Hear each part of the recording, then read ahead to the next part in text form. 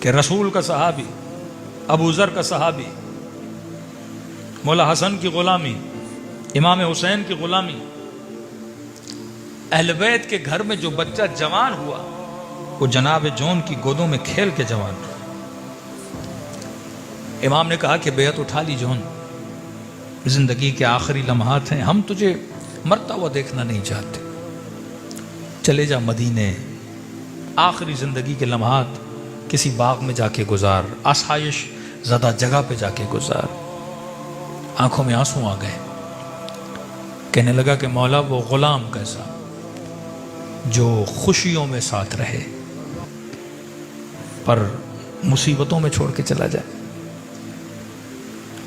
امام نے کہا ہم نے آزاد کیا، اب جانا بھی ہے تو میرے بیٹے زین العابدین کے پاس جاؤ، میں نے اپنی غلامی سے آزاد کر دیا۔ چوتھے امام فرماتے ہیں کہ محسوس کیا کوئی ہے جو مولا کے قدموں پہ سر رکھ کے رو رہا ہے، آنکھیں کھلی، دیکھا چچا جون ہے، کہ کیوں رو رہے ہیں؟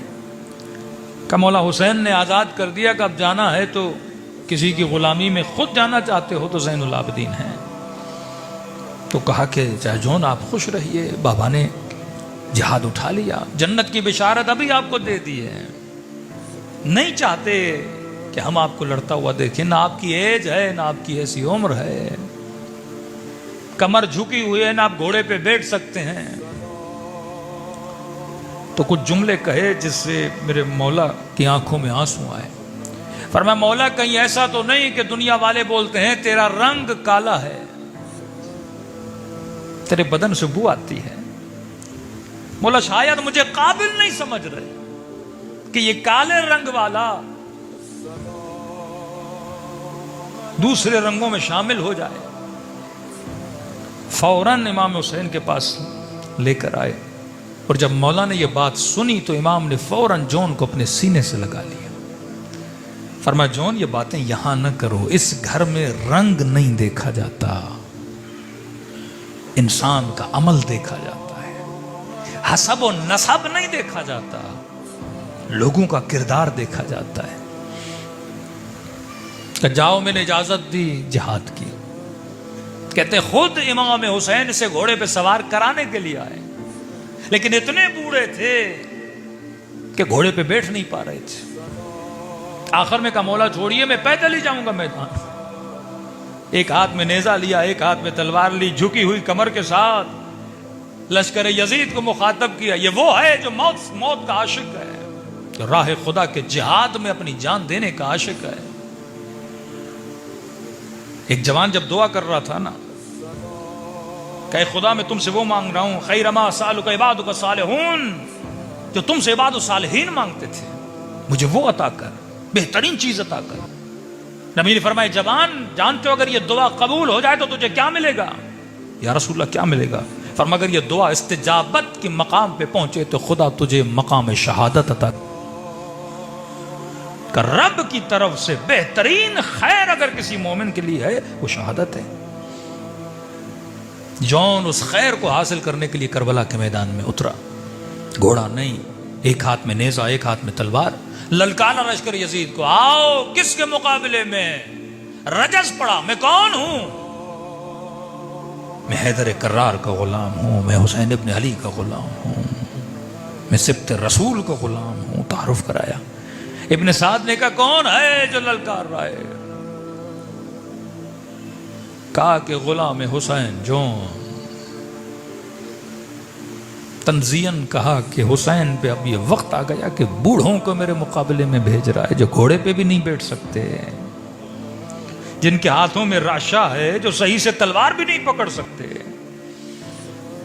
کامیر ایک تیر اور ایک تلوار کی مار ہے جون، اجازت دیجئے جائیں اور قصے کو تمام کریں۔ کہ نہیں، میں جانتا ہوں کہ اس غلام سے اہل بیت کے گھر کا بچہ بچہ محبت کرتا ہے، اور جب محبوب کو تکلیف ہوتی ہے آنکھوں سے آنسو تو آتے ہیں۔ تو کہا کہ امیر کیسے؟ کہا نہیں، اسے تیر سے نہ مارنا، اسے تلوار سے نہ مارنا، اسے نیزے سے نہ مارنا۔ کہ پھر کیسے ماریں جون کو؟ کہ 10-15 لوگ گھوڑوں پہ سوار ہوں اور اس کا گھیراؤ کریں، امیر گھیراؤ کر کے کیسے ماریں؟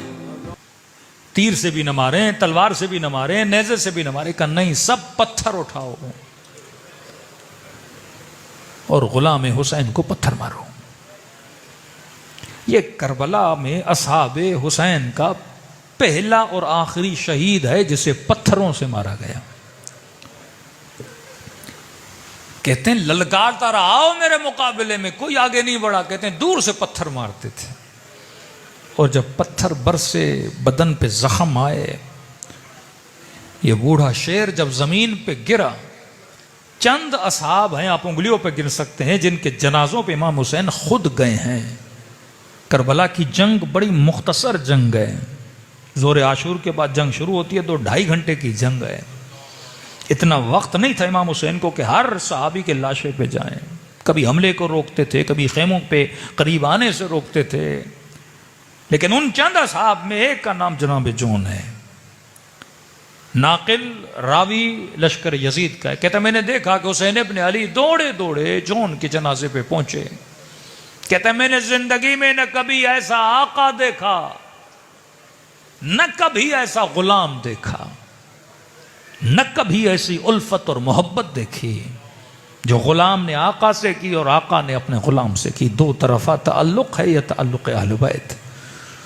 کہ کیا دیکھا تو نے؟ کہا دور سے دیکھ رہا تھا کہ حسین جو ان کے جنازے پر تھے اور اس کا سر خاک کربلا سے اٹھا کے اپنی گود میں رکھتے تھے، اور یہ غلام پھر اپنا سر واپس خاک پہ پھینک دیتا تھا، گویا یہ کہہ رہا تھا مولا یہ گود میرے لیے نہیں علی اکبر کے لیے بنی ہے۔ شاید یہ سوچ کے اپنا سر ہٹاتا، مولا میرا سر آپ کی گود میں ہے، آپ کا سر کس کی گود میں ہوگا مولا؟ کہتا ہے کئی بار حسین سر رکھتے تھے یہ سر پھینکتا تھا، سر رکھتے تھے یہ سر پھینکتا تھا۔ کہتا ہے اب عجیب عمل دیکھا میں نے اس آقا سے، اپنے غلام سے اظہار محبت کا۔ کہتا ہے جب غلام راضی نہ ہوا نا کہ سر حسین کی گود میں رکھے، تو کہتا ہے میں نے خود دیکھا کہ حسین نے اپنے سر کو جھکانا شروع کیا، یہاں تک کہ حسین نے اپنا رخسار جون کے رخسار پہ رکھ دیا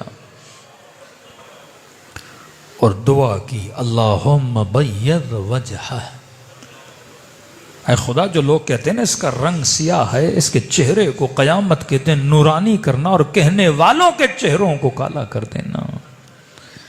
طیب ریحہ، اے خدا اس کے بدن میں ایسی خوشبو دینا کہ سونگھنے والے پریشان ہو یہ کس کے بدن کی خوشبو ہے۔ وضو کرتے ہو نا تو دعا کرتے ہو اللہم بیض وجہی، اے خدا جس دن چہروں پہ کالک ملی جائے گی اس دن میرے چہرے کو نورانی کرنا۔ کہتے ہیں جب لاشیں اٹھائے جا رہے تھے نا ایک بدن سے بڑی خوشبو آ رہی تھی، کسی سپاہی نے کہا یہ کس کا بدن ہے؟ حیرت میں کہنے لگے جس کے لیے کہتے تھے تیرے بدن سے بو آتی ہے اس کے بدن سے خوشبو آ رہی ہے۔